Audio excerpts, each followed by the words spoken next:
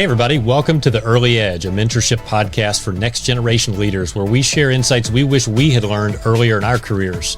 We want to equip you to learn more, grow faster, and thrive in both your work and personal life. I'm Jay. And I'm Jeff. Let's get into today's episode. Well, it is sometime in August. We have been on extended sabbatical. We're now entering officially season 2 of the Early Edge Mentorship Podcast. Hi, Jeff. Yeah, season 2, I don't know. I'm trying to think, like Ted Lasso came back. Yeah. Silo came back. It's important to not suck in season 2. Yeah. If you do well in season 2, they're definitely coming back for season 3. Okay. All right. So we need to pressure. Not suck. That's the first goal. Okay.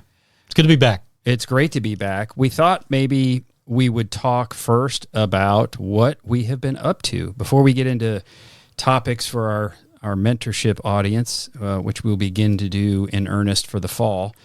We thought we'd give a little recap of the last few months as we have been working, doing family stuff. We've been very busy. Is maybe the last episode on stress maybe relevant here? I think it's relevant. We have different things that have been going on that have been excellent and fun, and also some stressful stuff. Mm-hmm. So yeah, let's talk about our travels, our client work, our things we've learned at home, activities we've been doing. It's been an interesting, really spring and summer since we've talked to our audience. Yeah, it's been really busy, both personal stuff, work stuff. Yeah, and that's life. So those of you who are regular listeners may remember that we got to do some skiing in the winter. We were serving a client together in Salt Lake City. Well, that client work has continued pretty heavily. We are spending a fair amount of time in Utah working with a fantastic client who is going through a multi-year business transformation. Maybe we'll share a little bit about what each of us are focusing on and the lessons we have learned in that experience. And then we'll compare it with some other professional work we've done before we get into the fun stuff. So the nature of this business transformation is a multi-generational, family-owned business of really big scale and has multiple locations around the country. And they are trying to prepare to grow intentionally and recognize that some of the ways they've operated, both processes, systems, people, will need to be different in order to get to the next level. So my role in this is as a board advisor and then also sort of a strategic guide to business transformation, where I work with a senior leadership team on identifying what things to work on and then bringing the right resources to bear to do it. So one of the anchor or core parts of this project is a new ERP system and a new CRM system, which I'll let my colleague Jeff tell you what those things are. But Jeff is a very talented subject matter expert in those areas. So I recommended him to this client to help with the selection of those systems. And now he'll be the strategic sort of owner's rep to guide the implementation partners through the process. So Jeff, why don't you share what ERP is, and then I'll talk about the other parts of the transformation. Sure. Well, ERP stands for Enterprise Resource Planning. It's a general term for the primary system used by most businesses to run everything from sales and marketing, finance, accounting, operations, if you're in the distribution business, fulfillment, if you're in the manufacturing business, how you track the assembly and build and all the components that go into the build. So it's really important. Yeah, it is. It is. And it's interesting because going into any client, sometimes it's replace the ERP, but everything else around it's fine. Yeah. And in some cases it's, wow, we've got a tech stack that needs to fully be modernized. Yeah. So this was just a great opportunity to, after a number of years of different functions, adding application after application to really streamline and simplify. Yeah. So this organization has a new-ish leadership team has experience from outside this family enterprise and brings some awareness of different ways of doing things and recognize that what got them there is not going to get them to the future. And so this is the impetus for this transformation, because there's some wonderful opportunities to grow. And using ERP as just an example, it's really the brain or nervous system of a business. It manages all the important processes and data to run a company. Yeah. Finance, materials, budgeting, all customer data, all of that is so central. And when that system is not providing useful information, or it actually is creating more work to manage it, it's really a productivity killer. Well, when that central part of the business stack, sometimes you'll hear tech stack or business stack, when the central part of that is a problem, it's like anything in life. You start to work around it, and so you have to add all these things around and just solve for things in ways that aren't ideal. Yeah. And you don't realize as you add those over the years how bad it is. And it's like our own health. Yeah.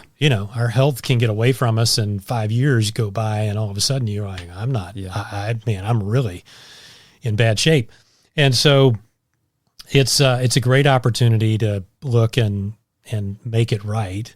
Yeah. And in this case, it was streamline, simplify, modernize. And an interesting thing about the ERP world, a little bit of maybe a nugget for our listeners, is like a big change happened back in the late 80s, early 90s around the internet. All these systems went online. You've heard of it? Yeah, it's a pretty neat thing.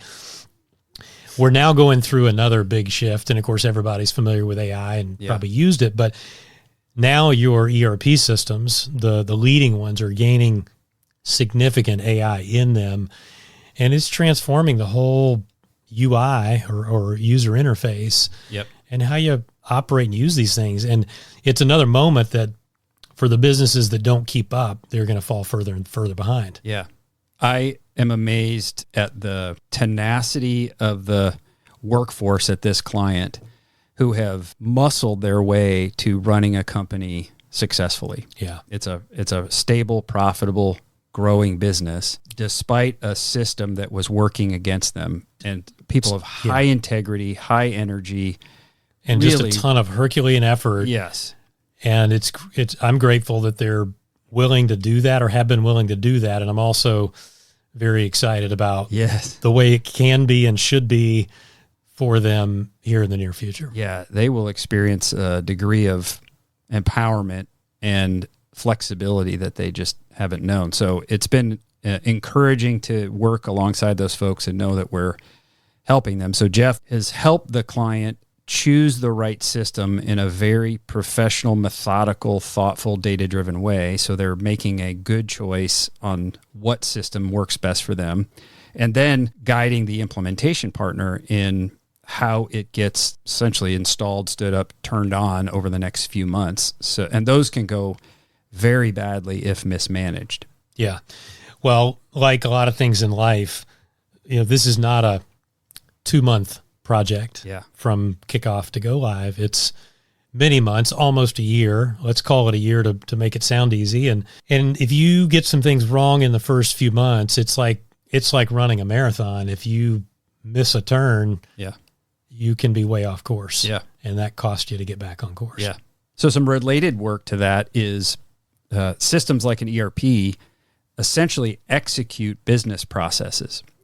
And if your business processes are clunky or inefficient, you're just going to be automating those broken processes into a system. So we're also helping the organization go through a process optimization journey, which is to evaluate all the key critical business processes, how they currently operate them, design a perfect future state, and then go through the journey of transforming from the current way we do it to the new way, which is a lot of process work, but it's also a ton of change management, because we're going to be inviting people to operate in a very different way than they used to. And that's a monumental multi-month, multi-year effort. And we have partners involved in that process as well. Yeah. It is a great team and a great client. Always good to be in Salt Lake City. Sometimes a little more fun in the winter. I'm just saying. I'll be out there tonight. It's like hot as crap right 99 degrees. It's been triple digits some of the times I've been there. But I will tell you, and I agree with you, fall, winter is the best. It's pretty cool to walk out any door and you can look and see a mountain. Yeah. That's pretty nice.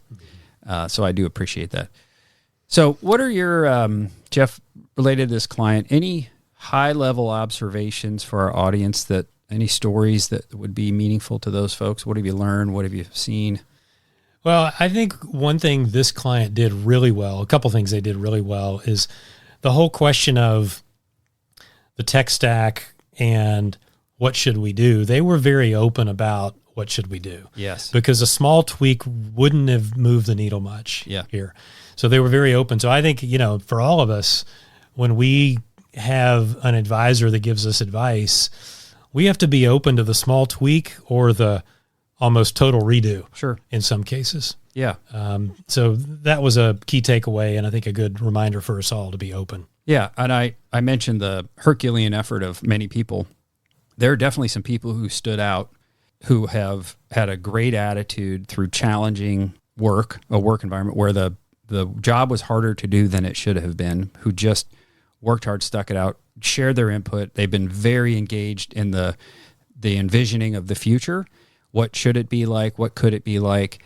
So for our listeners, often we will talk about how do you stand out in a good way in your employment to your leaders. This is one of them, is attitude during tough times, energy, effort, contribution, willingness to speak up has been noteworthy for a number of people and so encouraging.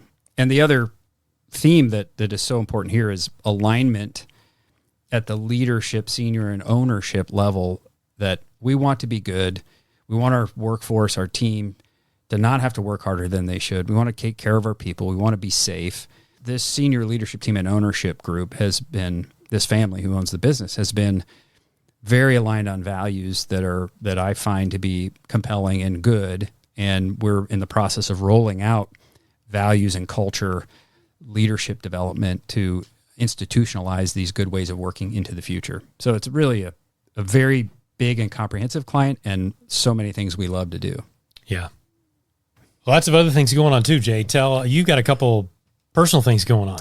Well, the cool thing for our summer is a family wedding. Our daughter's getting married in a few weeks, and it's just been a joy.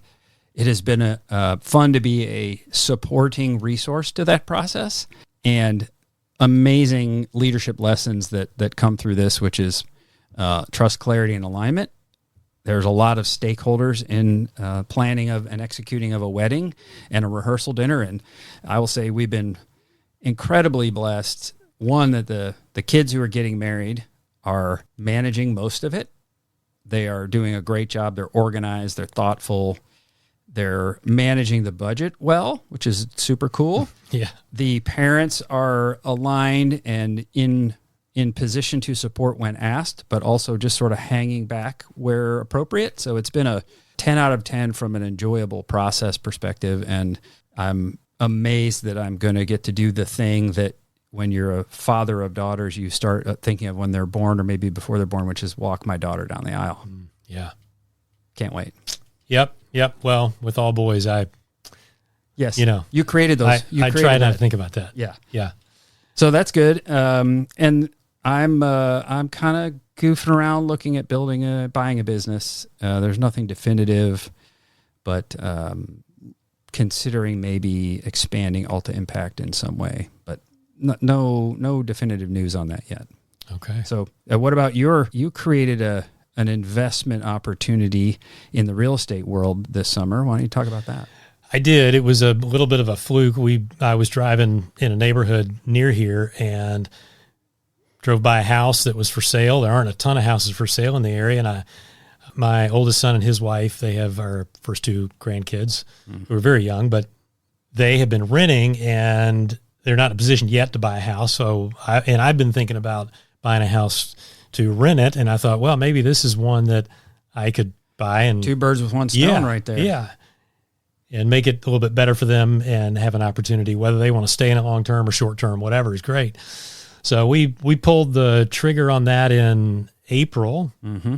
Thought we'd be fully redone by the end of July, and here we are. And they have moved in, but we've still got some things. So there's always things that come up that you don't plan for, or you open a wall and you find knob and tube wiring, or all kinds of fun stuff. So I'm sure you hired a pricey contractor to do every bit of this work. No, just a couple to do certain pieces of it. And it's funny because we've talked about constraint theory. I had to remind myself, to get to the kitchen and to get to the hardwoods, I have to get the drywallers in and get them to finish their job. So, a lot of the lessons we've talked about apply to redoing a house. You were the general contractor. You were the laborer. You performed a lot of the different functions. Was that a fun experience? How would you characterize the last few months? The most fun parts for me are the things that I've never done before that I want to learn and do once, and then maybe never again. So like sanding and redoing hardwood floors. Oh, that was your actually, first? I would do that again. Yeah, that wasn't bad. I don't like that. Hanging kitchen cabinets, I'd do that again. Yeah, I enjoy that. That was my second company, was a kitchen design remodeling company. So I've installed a lot of cabinetry. Yes. I didn't tell experience here. I told you I didn't tell you that on purpose before you needed the help. Of course. Yeah, that's good. So that's pretty cool news. Yeah, so that's been fun. And then go ahead. Our third grandchild was born 7 weeks early, right at the beginning of the year, end of last year. And so just watching him, get to term and get to weight and get healthy and just watch him grow has been awesome. So that's fantastic. Our 3 grandkids have been a lot of fun to be around. That is fantastic. You also were not really employed by somebody, but you were acting like an employee. That was your other sort of major professional commitment. Talk about that role. Yeah, just brief on that. I filled in for a leader within a business who led a consulting practice. So the leader of this consulting practice left, and this company called and asked if I could fill in, and so I filled in on a fractional role basis. That was an ERP consulting company? It was it was an ERP consulting group or team. I had a great time doing it. It's a company I'd done a little bit of work for before, and it was just good timing, and hopefully I left them in a better spot. Why'd they pick you? Well, I had done a little work for this company a year and a half ago. Okay. And filled in for a shorter term for somebody else that was out within that business. Got it. And just maintain the relationship. And when they needed somebody, they called me and asked if I could fill in. And it was just good timing that I had another client at the time that was just wrapping up. And so timing was great. I'm getting to the maintaining your network lesson for our audience. How did they know you from the beginning? Their chief operating officer is somebody that I knew of through businesses that had partnered together years and years ago. Yep. And there was a little bit of acquisition between the two pieces and parts of one going to the other. And I stayed in touch with that individual. Yeah. So you maintained a relationship. Yeah. And this is the point I wanted to make, and I'll connect this to the other main client project I've been involved with in the last few months, is that you never know when a past relationship is going to lead to something meaningful. Yeah. And it could be something meaningful for you, or it could be something meaningful for them. But maintaining genuine relationships, not out of manipulation or because you're trying to get something, but just business runs on network. Yeah. And that's a great example. The other main client project I did in the last few months was an advisory project, also around a business transformation.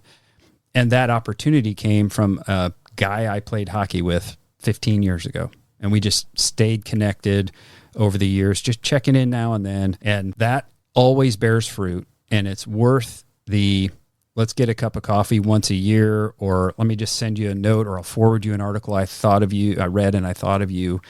Those are necessary to contribute to a relationships, and they can bear fruit. And I will say that one of the coolest experience I've had in our client in Salt Lake City is after we got started a few months in and a few different work streams were going, I looked around the conference table and it was surrounded by my friends who I trust in consulting, who I brought into this project. And there's nothing cooler than working alongside people you trust, you have fun with. And that is, you and I have known each other for 20 years and really haven't done this work together until about a year or two ago. Yeah. So podcast and then consulting. So the network matters, and that's, listeners, that's how you're going to get your next job you want. It's going to be through some version of a network, not a LinkedIn ad.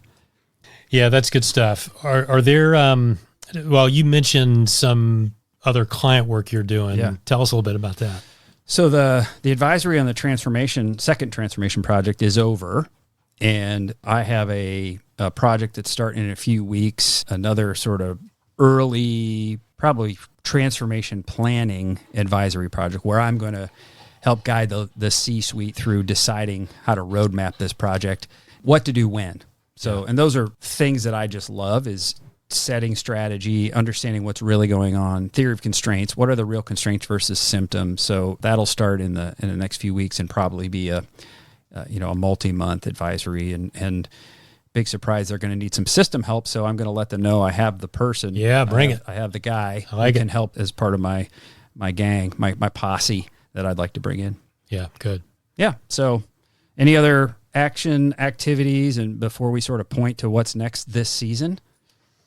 I think those are the big ones. Yeah, those are the key takeaways. I mean, there's so many lessons in every part of life. Everywhere. I mean, it doesn't matter if it's a home renovation or planning a wedding. Planning a wedding. Yeah. I mean, there's so many ways to apply things we've learned before and learn new things. Yeah. Yeah, absolutely. Well, we've been chatting a little bit about where we're going to go with this season of the Early Edge Mentorship Podcast. And one thing Jeff thought of, which I thought was great, is we're going to look back at the most listened to episodes from our first 30 episodes and maybe build on one or two of those if we found them interesting. We definitely need to get a few guests in. We have some people in mind that we want to bring into the podcast.